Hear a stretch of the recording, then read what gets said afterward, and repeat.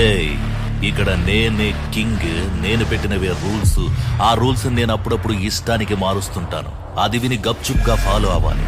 అది వదిలేసి ఏమైనా పిచ్చి పనులు చేయాలని చూసావు, నిన్ను కండాలుగా నరికి విసిరి పారేస్తాను. హుకుం టైగర్ కా హుకుం.